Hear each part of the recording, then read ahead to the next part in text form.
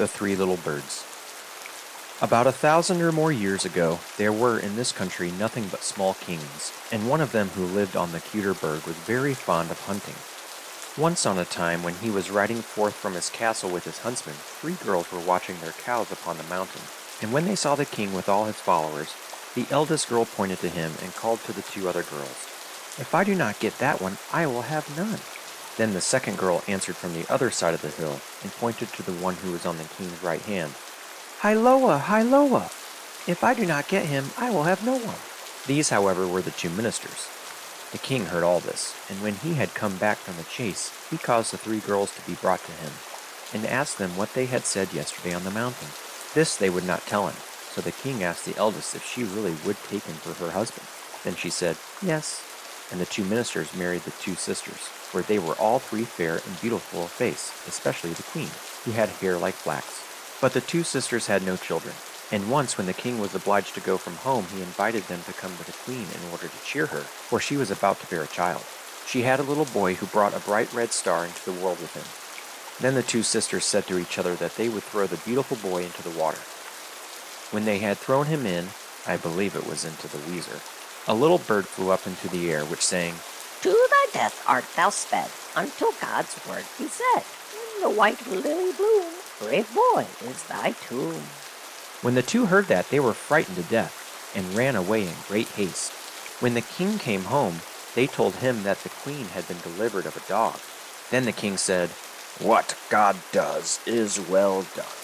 But a fisherman who dwelt near the water fished the little boy out again while he was still alive, and as his wife had no children, they reared him. When a year had gone by, the king again went away, and the queen had another little boy, whom the false sisters likewise took and threw into the water. Then up flew a little bird again and sang, "To thy death art thou sped, until God's word be said. In the white lily bloom, brave boy, is thy tomb." And when the king came back, they told him that the queen had once more given birth to a dog, and he again said, "What God does is well done." The fishermen, however, fished this one also out of the water and reared him. Then the king again journeyed forth, and the queen had a little girl, whom also the false sisters threw into the water. Then again a little bird flew up on high and sang, "To thy death art thou sped, until God's word be said. In the white lily bloom, bonny girl, is thy tomb." And when the king came home, they told him that the queen had been delivered of a cat. Then the king grew angry and ordered his wife to be cast into prison, and therein was she shut up for many long years. In the meantime the children had grown up. The eldest once went out with some other boys to fish, but the other boys would not have him with them, and said, "Go thy way, foundling." Hereupon he was much troubled, and asked the old fisherman if that was true. The fisherman told him that once he was fishing he had drawn him out of the water. So the boy said he would go forth and seek his father. The fisherman, however, entreated him to stay, but he would not let himself be hindered, and at last the fisherman consented. Then the boy went on his way and walked for many days, and at last he came to a great piece of water, by the side of which stood an old woman fishing.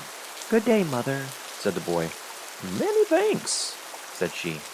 "Thou wilt fish long enough before thou catchest anything, and thou wilt seek long enough before thou findest thy father. How wilt thou get over the water?" said the woman. "God knows." Then the old woman took him up on her back and carried him through it, and he sought for a long time, but could not find his father. When a year had gone by, the second boy set out to seek his brother. He came to the water, and all fared with him just as with his brother. And now there was no one at home but the daughter, and she mourned for her brothers, so much that at last she also begged the fisherman to let her set forth, for she wished to go in search of her brothers. Then she likewise came to the great piece of water, and she said to the old woman, "Good day, mother." "Many thanks," replied the old woman. "May God help you with your fishing," said the maiden. When the old woman heard that, she became quite friendly, and carried her over the water, gave her a wand, and said to her, "Go, my daughter, ever onwards by this road, and when you come to a great black dog, you must pass it silently and boldly, without either laughing or looking at it. Then you will come to a great high castle, on the threshold of which you must let the wand fall, and go straight through the castle, and out again on the other side. There you will see an old fountain, out of which a large tree is grown, whereon hangs a bird and a cage which you must take down. Take likewise a glass of water out of the fountain, and with these 2 things go back by the same way. Pick up the wand again from the threshold and take it with you. And when you again pass by the dog, strike him in the face with it, but be sure that you hit him, and then just come back here to me." The maiden found everything exactly as the old woman had said, and on her way back she found her two brothers who had sought each other over half the world. They went together to the place where the black dog was lying on the road. She struck it in the face, and it turned into a handsome prince who went with them to the river. There the old woman was still standing. She rejoiced much to see them again, and carried them all over the water. And then she too went away, for now she was freed. The others, however, went to the old fisherman, and all were glad that they had found each other again. But they hung the bird on the wall. But the second son could not settle at home, and took his crossbow and went a-hunting. When he was tired, he took his flute and made music. The king was hunting too, and heard that, and went thither. And when he met the youth, he said, Who has given thee leave to hunt here? "Oh, no one. To whom dost thou belong then? I am the fisherman's son. But he has no children. If thou wilt not believe, come with me." That the king did, and questioned the fisherman, who told everything to him, and the little bird on the wall began to sing. The mother sits alone, and they're in the prison small. O king of royal blood, these are thy children all. The sisters twin so false, they wrought the children woe. They're in the waters deep, where the fishermen come and go. Then they were all terrified, and the king took the bird, the fisherman, and the 3 children back with him to the castle, and ordered the prison to be opened, and brought his wife out again. She had, however, grown quite ill and weak. Then the daughter gave her some of the water of the fountain to drink, and she became strong and healthy.